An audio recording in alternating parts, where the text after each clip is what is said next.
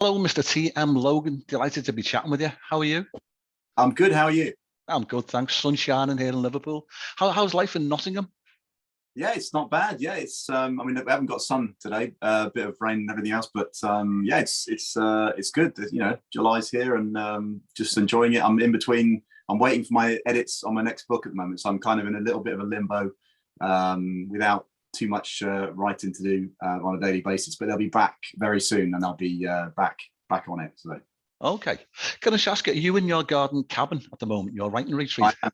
You I are? am. Some cabin, that is. Yeah, I'm sort of filling it with books. I need to get some more bookshelves, so I kind of filled the ones I've got. So yeah, a little man cave. Okay. Is it other thriller writers that you read, fiction-wise, or is it a I mean, mixture?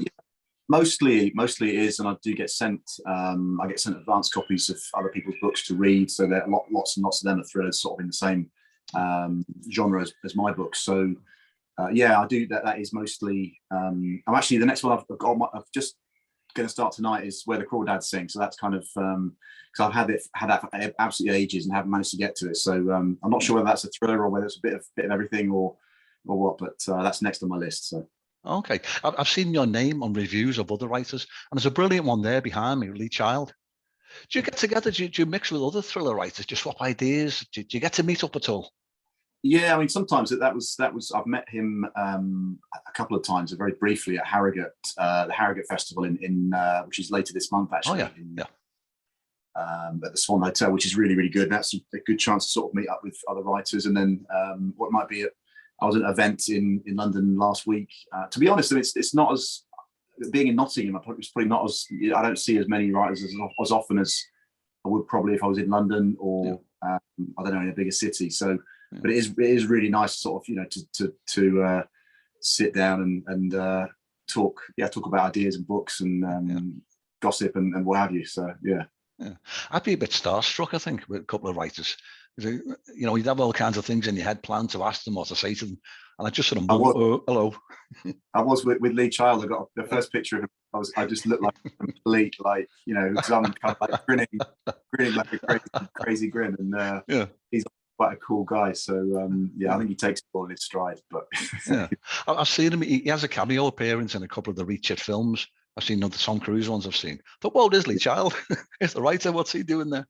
Yeah, he's in the last episode of is it Netflix or Prime? I think it's on Prime. It's on Prime, yeah, the series, yeah. Yeah, he sort of pops up in the last sort of 5 minutes in a cafe, like just sort of kind of. I think he's got one line or one word or something to say. Yeah. But yeah, you're like, oh, there he is. He's sort of he's gonna pop up at some point. Yeah. Well, let's talk about your books. Well, can I ask before we start talking about your writing, what hobbies do you have outside of writing? You're still supporting the Nottingham Panthers, the ice hockey team?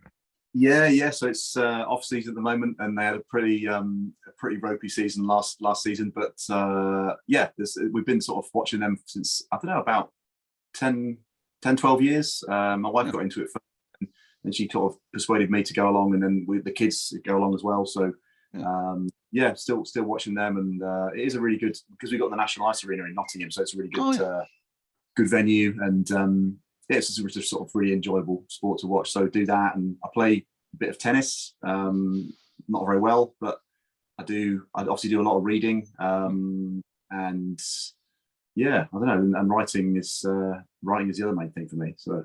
Okay. Yeah. What size crowds do you get for these ice? I've never been to one. Well, I haven't said that. I went to one in New Zealand about 5 years ago. My daughter moved to. I think there's about 1,000 people. I think something like that in the crowd. Is it a big attendance? These things? It's about the National Ice Arena here. The capacity is about 6,500 to 7,000. So there's one big arena in Sheffield which can take about 7,500. But so on a good night or a sold out night, you'll have more than 6,000 there. So. It's a pretty good atmosphere, and you get lots of players in from Canada and North America and from Europe. So obviously, some of the sort of the best around. So, but yeah, it's a good night. Okay, yes, that sounds great. Can I ask about your background to do particularly with journalism, writer for the Daily Mail? Do you think that's the ideal profession for someone who has aspirations to become a writer? I don't know. I mean, because I've known, I don't know, I know some writers, I suppose, and the thing that strikes me for the people that I do know is they come from, you know, literally every kind of job you can think of. Well, I suppose there probably are maybe a few more journalists sprinkled in among there than others, but I think maybe, I mean, there's certain things that journalism will help you probably, you know, day to day. So, you know, in the job, you always start off the day with a blank page, with a blank screen, and you always, you know that you kind of get used to the idea of filling that and not being phased by it, not being sort of, you know, freaked out by the idea of the sort of, you know, of nothing being there to start off with. And obviously, you know, it's a certain some help you can get in terms of being able to write to deadlines and stuff like that. Although, you know, certainly in London where I was working, and then job before that, which was at the Nottingham paper here, they're both daily papers, so the deadlines are hours, you know, other than my book deadline at the moment. So I only have one deadline a year at the moment. So it's kind of a other end of the scale. But yeah, that sort of gets you kind of accustomed to the idea of aiming for a particular time or date or target to get your words done. So I mean, I think journalism probably helps, and then the training I had as part of that was always very much, you know, to make you think about the reader and think about the person who's on the other end of sort of, you know, who's receiving, you know, what you've written, sort of thing, and can they understand it straight away? Are they going to be confused or you know, unclear about what you've written? And that was always a very kind of strong aspect of what we were training to do, to try and make it as, you know, try and be as clear as possible and do the work for the reader, so the reader doesn't have to do, you know, loads of work and figuring out. And with a book, it's like, you know, who's talking, who said that, where are you, all these kind of things. So I was sort of always try and think about the reader. Okay. Can I ask about all of your books? They've all become international bestsellers, all standalone.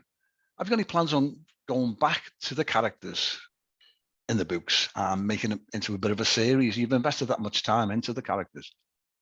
Yeah, I mean, I do like the idea of doing a series. I don't know whether or not that would launch off one of the ones that's come out already, or maybe one in the future. But what I really love, Michael Connolly, what he does with his. So he's also, you know, a number of strands. He's got you know, Bosch the detective. He's got lawyer. And then sometimes they kind of interact in the stories, and they kind of, so you have a sort of a Haller story, and Bosch kind of has a little walk-on part, so they kind of all exist in the same you know, universe, which I think would be great to do. I'd love to do that, but at the moment I'm sort of, my head is sort of in the, you know, doing standalones, but I am really intrigued by doing a series. I don't know when that might be, or when I just have to see what happens. Maybe the next one or the one after that will be could be territory, because at the end of the thing was, at the end of my books, a lot of the people end up, or some of them, are sort of you know, not there anymore, or they're in jail, kind of, you know. So it's difficult to you know, think about how you might carry on with them. But yeah, I would love to do one in the future. Okay. So I saw a tweet that you put out a couple of days ago about the Nielsen Silver Bestseller Award, marking 250,000 sales. That was the catch. And I saw a couple of other of these trophies on your wall. How brilliant is that? That's every writer's dream, isn't it? Yeah, it is sort of kind of unbelievable, because when I got the first one in 2019, which was actually a sort of a ceremony in London, and I thought, when I got it and I was there, kind of on the wall over there on the cabin, I just thought, well, I've got to try and remember every second of this event. It's never going to happen again, right? So I'm never going to get one of these again. So it's a kind of a mind-blowing, it's quite hard to get your head around it, really, in terms of that number, because when you're starting off, when I was starting off, you trying to have a figure in your head of what you think would be good, you know, and is it like 10,000 sales, or 20,000, 50,000, or it's really hard to sort of put a number on you know, what a good outcome is. So get to that is kind of crazy, really. But yeah, thanks to Nielsen for doing all the counting, because they include ebooks in that count as well. So they include all that. So they're the ones who kind of, that gives you the kind of complete picture of all the sales, rather than sort of like a Sunday Times chart, which is just going to be physical. So yeah, the Nielsen Awards are really great to have. I haven't put that one up yet. I've got to figure out whereabouts I'm going to put it, but I'll probably do that tomorrow. Yeah, oh, brilliant. Yeah, you're one of the UK's best-selling authors. Is there a secret to the success? Is it simple, brilliant writing, or is it that you got a firm, loyal readership, great publicity, combination of all of these? Yeah, I think yeah, probably. I think my publisher Bonnier are really, really good. They're really on it in terms of positioning the books and getting those promotions on Amazon. So The Holiday, which is my third book, is just on Friday went into a month-long promotion on Kindle. So it's 99p on Kindle for them. It's kind of like, and there's another book which is on a Kindle Unlimited. So they're constantly getting these pushing the books forward with things like that, and the marketing is really smart. And obviously I try to make each book the best that I can. I try as much as I can to listen to the constructive sort of criticism I get from my editor and my agent, and almost all the time when I look at the feedback I get, and like I say, I'm waiting for feedback on the next book at the moment. So almost all of that, I kind of say, well, all right, okay, this is probably going to make this book better. So let's take out these parts or change these things and listen to what the editor's saying, because she's knows what she's talking about. So I think that was probably quite a big factor in terms of taking the criticism on board and changing the book. So yeah, I mean, there's a big chunk of luck in there as well, and certainly with my first book, Lies, that was just, it just kind of seemed to hit something, as you get a certain amount of word of mouth. And but yeah, I mean, I think luck is always a part of what certainly in publishing and book publishing that's always a factor, and you have to have luck on your side. And fortunately for me, I did when I started off. So yeah, when I'm looking for a new author to read, I always have a look to see if there's a couple of books in the series, or a couple of past credits, because I like, once I find an author, I like to follow and read more. Like, I read this a couple of weeks ago. Is that showing up clearly? Holiday. Yes, yeah. I picked this up in Southport just offhand. I thought, yeah, it looks good. I like the look of that. Now this has been made into a television series. How brilliant is that? Was it Channel 5 that made this? And then I've been watching it today on Netflix. Yeah, so it's made by a production company called Projector for Channel 5, and then they have so it's been distributed to other places as well, including Netflix, and just landed on Netflix on July the 1st. So yeah, it's because I got an email obviously from Netflix saying there's something new on Netflix you might like. I'm like, oh man, wow, this is a holiday. So I've watched it on. I'll probably watch it again on Netflix, I think, just to because the first time watching was was a bit surreal, and so I probably didn't take much of it in. So I think I will watch it again on Netflix. So it's Jill Harper does it. I think she's a brilliant actress, does a brilliant job, because she's in virtually the scene of the adaptation. So a lot of it really kind of rests on her shoulders, and I think she does a brilliant job. What jumps out for me as well, I enjoyed the read anyway, but besides, it's the location itself. It's a beautiful place, the scenery and everything. It's nice on the eye. It looks great. Yeah, it's very. So South France was, I've been to France a lot of times on holiday, and that place where the book was set is somewhere. I didn't stay in a villa like that, but I stayed in that village, and that's kind of when I was thinking about where might be a good place to have all the action happening. I thought it kind of seemed like a good option. So the TV show is actually filmed and set in Malta. So okay, they changed because it was all filmed. So last spring, in April, May, June, I think it was last year. So it was all during lockdown. They had a lot of COVID protocols, and I think Malta was. They all had to have like a quarantine before all the crew and the cast and everything. But so that's they set it there. But it doesn't really affect the story. It's just a sort of the main thing of it is really that people they're away from home, and they're all these families are together, and they're kind of out of their sort of normal environment, and everybody knows that people on holiday tend to sometimes behave a bit differently than they might when they're at home. So, but yeah, no, it's great to see it. Do you know what I found as well? Looking at the television series and the book as well, the blurb on the back of the book and in the open on the television series, it sort of gives away a little bit of what happens near the end. And was that a deliberate choice on your part, or was that from the publishers? Like from the blurb on the back of The Holiday, they mentioned a killer, and the television series starts off with a clip of a fire, events that happen later on. Yeah. Is that like a teaser to bring the viewer and the reader into the story?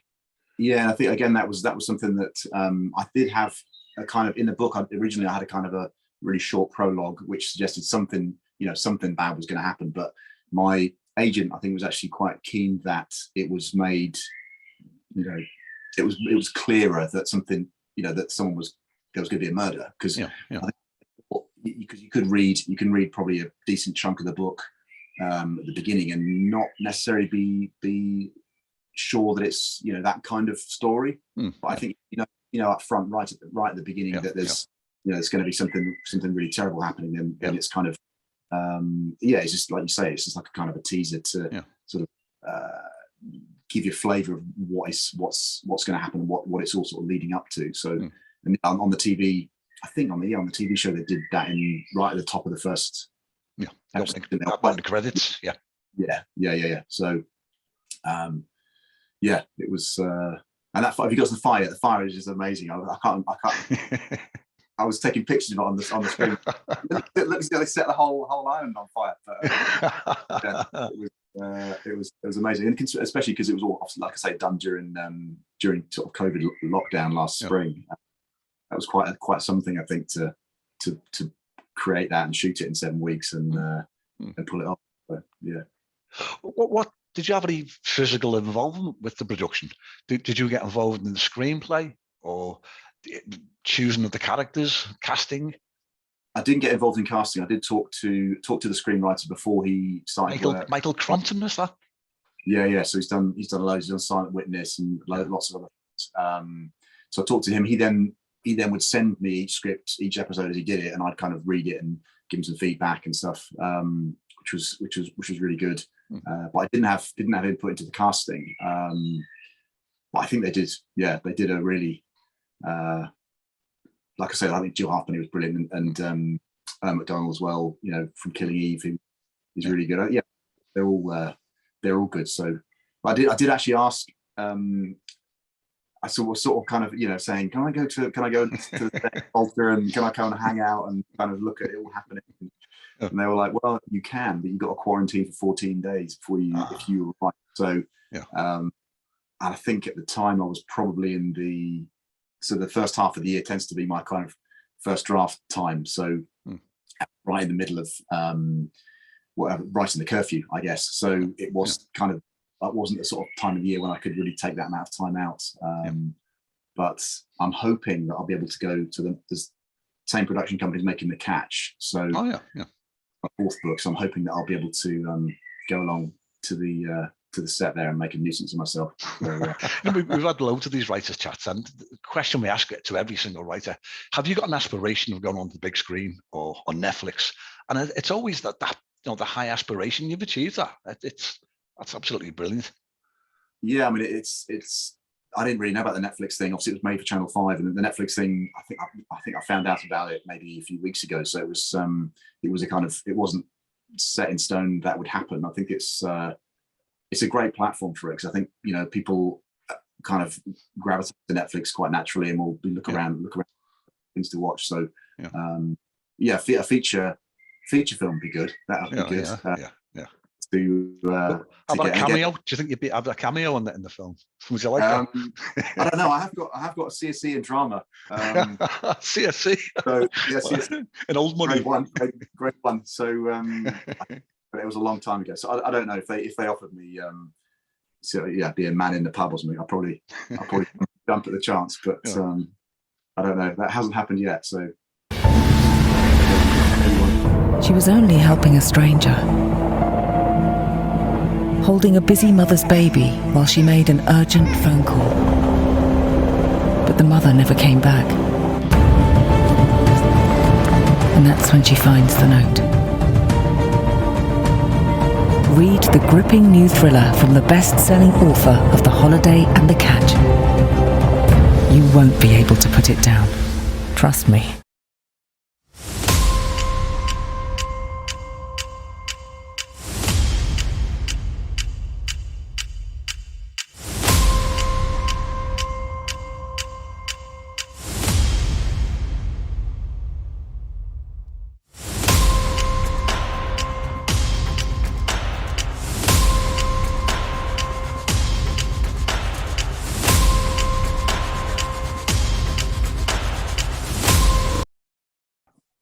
Can we talk about your latest novel, The Curfew, released in March, a couple of months ago? Can you tell us about that? Just give us a gist of it without any spoilers. I started reading it today, and I'm enjoying it.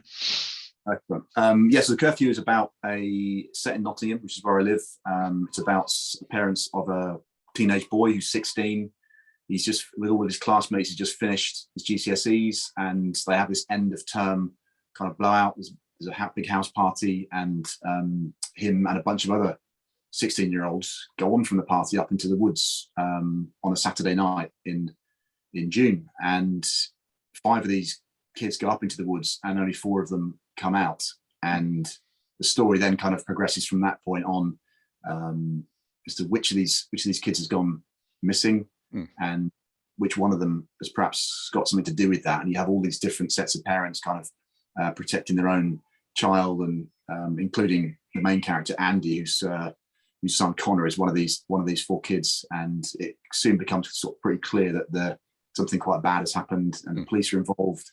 Connor is arrested early on, and it just kind of goes from bad to worse, really. But it's very much kind of based on my kind of, well, not based on, but it's kind of, it draws on my own experience and probably lots of other people's experience of being, waiting for a teenager to come home from a party or from from a club, and you're lying there in bed and thinking, well, did I think the worst?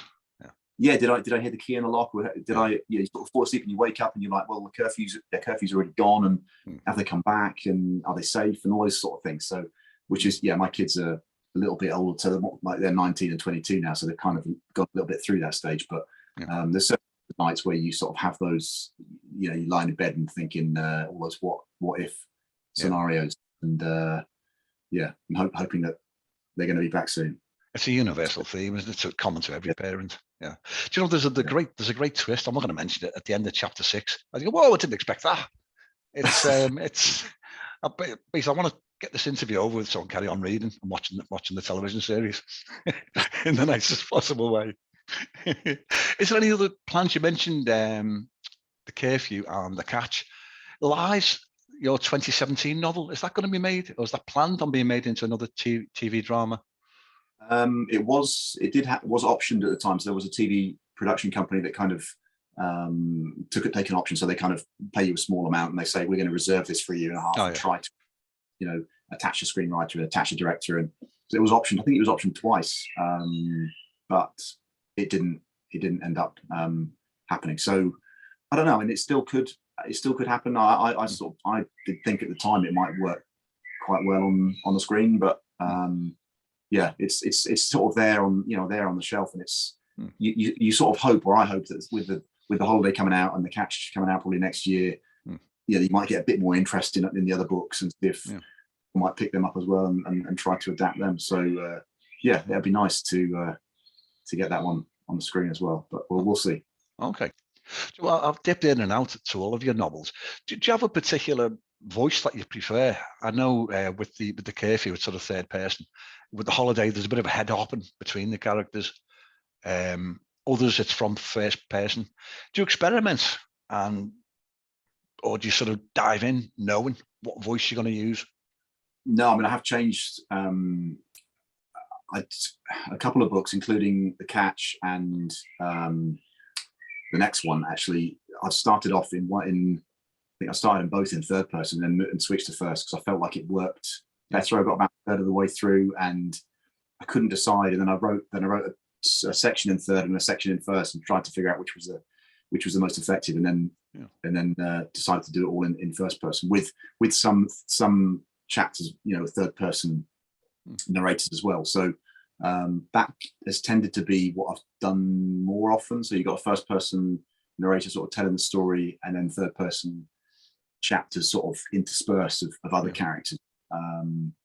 So yeah, but I think I'm always trying to just pick whatever I think will work best for that particular story. And but yeah, it is a. I always tell people it is a, don't do what I do if you can, because if you've got to change that, you can't believe how much pain there is in changing from third to first. And with my last one I just sent off, it was only actually 80 pages I changed at the beginning of the book in the end, but there's just so much changes that you've got to make. It took me hours and hours and hours and hours, and I'm sure I've probably missed lots of things that the proofreaders will pick up. But so I would I just try to sort of pick whatever I think works best for that particular story. Okay. I was going to ask you, you mentioned earlier on with your journalistic routine, you're starting off with a blank sheet. You got a deadline that day. Do you have a particular disciplined writing routine, or is it just sort of as it comes type of thing? Do you have a word count each day, or target?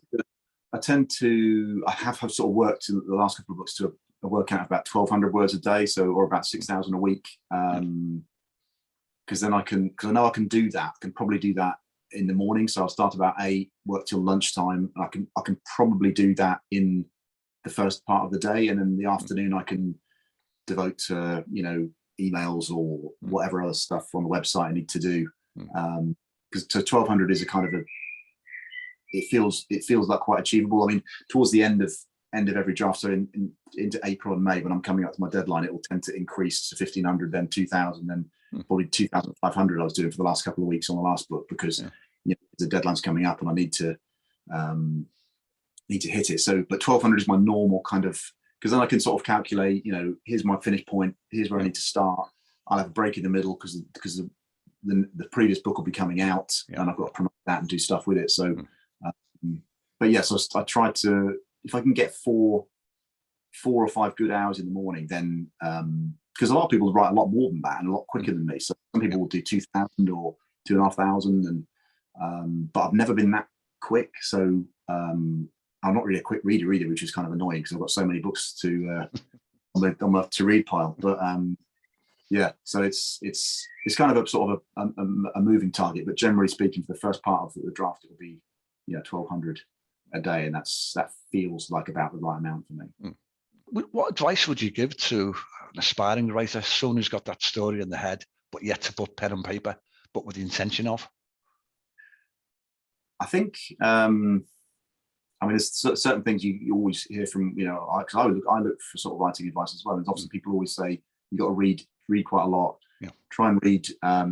If you have, in love with a particular genre, read, widely in that genre. And what I try to do is, whenever I'm reading a book, I try to read it as a writer. So if I'm looking at something, I'm like really racing through the pages, and I've gone through 50 pages and I've had barely kind of pause for breath. And then you can look back at that and think, why did that work so well? What is it about this?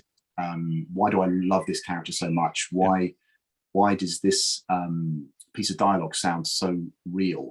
So I think for me, if you can read, if you can learn, because I'm always trying to learn, if you can learn from other people, that's a really useful thing to be able to do. So try to read as a writer, and also I always try, as I mentioned earlier, I always try to have the reader sort of in my head, so I sort of put them first and make sure that I'm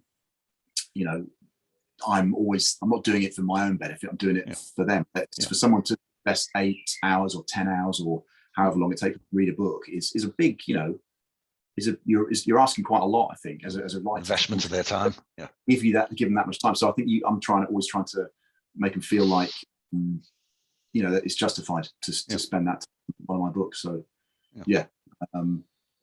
that's probably what I would. I mean, there's a million pieces of advice, aren't there? There is, but we get a different answer every time. That's the unique one I've heard. That sounds like brilliant advice. Yeah. I try to help, so yeah. Okay. Well, listen, that time's run out now, but really appreciate your time. I absolutely enjoyed chatting with you. Yeah. Well, thank you for inviting me. I hope you're liking the books, and as I say, I love the backdrop. So yeah. I like it. I might keep this up. I think So- you should. I think, oh yeah, I've got the poster. I've got the poster over here. I don't need to show you. You can Yeah, see this let's or have a not. look. Over there on the. Oh on yeah, the wall. wow, that's good. I like that. Yeah. That's the type of thing you see in the cinema foyer, isn't it? You know, before the film. It was on a railway platform, and I said to the guy, I went up there. Did you pinch it? Did you pinch it? I went to the guy and said, I know this is going to sound weird, but when you finish with the poster, can you give me a ring and I'll collect it? Like, okay. I think he thought I was a bit mad, but then they did ring. I went down there and there it was. So yeah, it was off the Nottingham Railway Station, so platform 5. So yeah. Oh, brilliant! Yeah, I love it. Yeah. Oh, but for now, let's keep in touch anyway, Tim. As we have been doing on Twitter. Yeah. And the next book's it'll be next March coming out. So yeah, just you know where I am, so you know where to find me. Brilliant. Appreciate that. Yeah, I'd love to. All right. Yeah. All right. But for now, thank you very much. No worries. Thanks for inviting me. Okay. Cheers, Tim. Cheers. Thank you.